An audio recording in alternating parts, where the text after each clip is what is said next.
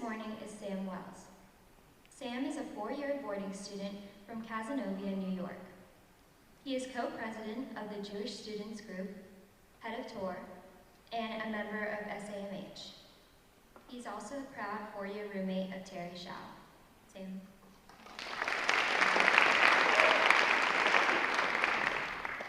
Good morning, everyone. Good morning.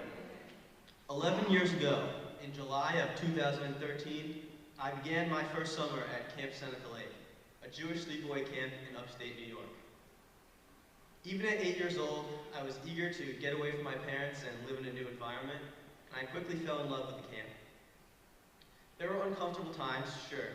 The food wasn't amazing, and there was obviously no air conditioning in the bunks, but the people that I met and the relationships that I formed will remain valuable to me for the rest of my life. Camp Seneca Lake led me to the Hill in many ways, but perhaps the most direct way was through Mr. Ari Baum, who was the programming director at the time. For those of you that are wondering, yes, Mr. Baum was very much the same then as he is today.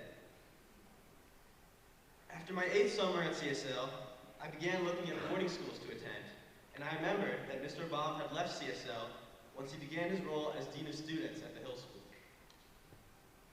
The next thing I knew, I found myself sitting in an AP Econ class during my tour, and subsequently enrolling for the fall.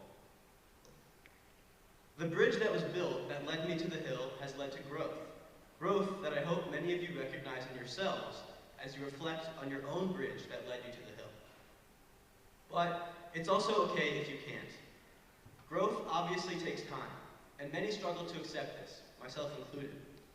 There will be times, not just at Hill, but in life, when you wake up and every day feels the same, when you struggle to enjoy the moments that are in front of you. Economic time is an extremely hard concept to grasp in terms of applicability because, well, no one is perfect.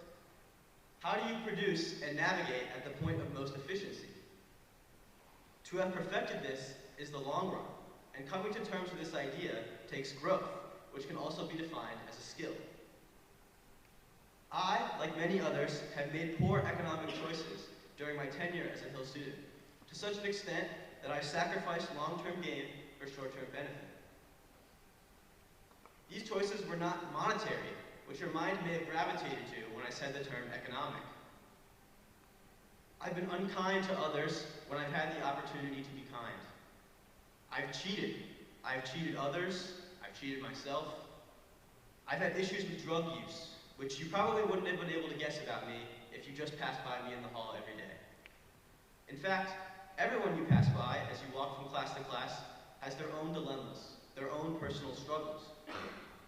However, I believe that these inner conflicts don't define us. There is no easy fix. You will always have some struggle in life. But you don't have to do nothing. You can seek intervention. The concept of economic time might seem abstract, so let me clarify it from a more personal angle. We talk about the long run as the period where all adjustments have been made, where efficiency is maximized. But life, much like economics, doesn't always operate in clear cycles or predictable patterns. My journey, including missteps and moments of clarity at the Hill, mirrors this. I've realized that, at times, prioritizing immediate gratification over long-term benefits was the key to making poor economic choices, sacrificing potential future happiness for fleeting comfort. Recognizing this pattern was crucial. It was the first step towards seeking the necessary adjustments, or interventions, to move toward a more balanced and fulfilling path.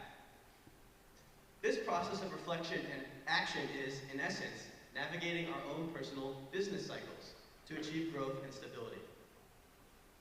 I have learned that asking for help doesn't make me any less of a person, and that my inability to navigate life on my own doesn't make me, or anyone in this room that may relate to this, inferior. Asking for help when you need it is an extremely challenging thing to do, and I want to signify the importance of asking for help and the benefit of seeking intervention in your lives.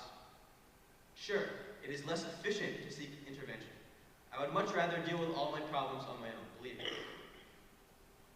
But, hopefully, as you listen to my voice, you will think about your own economic condition and improve it by actively seeking intervention as necessary in your own personal cycles. Okay, that's enough about econ, I promise.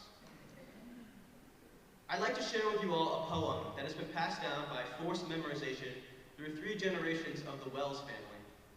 The poem is called If by Rudyard Kipling, and he wrote the poem for his son as a series of ethical guidelines. We recently concluded our poetry analysis unit in Humanities 4, so that's my appeal to credibility as I share my thoughts. There are a few lines in particular that I'd like to share. The first, if you can meet with triumph and disaster and treat those 2 imposters just the same. This single line teaches us a lesson about resilience that has truly changed my way of thinking. Kipling urges us to treat the highs of life and the lows of life as what they are, imposters. They are impermanent.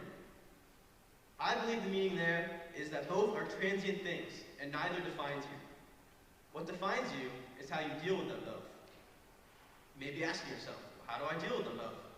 By examining them, asking what went right, what went wrong, what could I have done differently to improve the outcome, and move on, better prepared for life's next challenge. The poem in its entirety offers a guide for integrity, courage, humility. It encourages us to face life's challenges with a steady heart and a clear mind, neither swayed by praise nor discouraged by criticism. It concludes with the powerful lines, if you can fill the unforgiving minute with 60 seconds worth of distance run, yours is the earth and everything that's in it, and which is more, you'll be a man, my son. These words encapsulate the essence of true resilience and achievement, the ability to navigate life's trials with grace, learning from each experience to emerge stronger and wiser. This line brings me back to my point about Camp Seneca Lake in the beginning. Mr. Baum and I were having breakfast recently, and we were discussing the idea of resilience being a skill, a trait that can be both built upon and improved through experience. The conversation then turned to discussion about a fellow camper, a man named David Jabotovsky. David was much older than I was, a counselor, but a very well-liked and bright man. 5 years ago, while in his first year at med school at NYU, David was hit by a car while riding a bike, and he suffered a near-fatal injury. Narrowly escaping death, David woke up a month later, unsure not only if he'd ever walk again, but if he'd ever be the same David again. Remarkably, David made a full recovery, a medical miracle. Just 1 year later, he ran the New York City Marathon and recently graduated from the NYU School of Medicine. David Jabotovsky is an example of a person who has lived by Kipling's words. When disaster struck, he would not let that imposter change who he is. Try and think about the different ways that you can apply the words I've spoken to your own lives. I know that you can, because everyone meets with triumph and everyone meets with disaster. But how will you let those moments define you? Remember, it is not these imposters that define us, but instead our response to them. How you respond will change as you grow, as you learn to operate at the point of most efficiency.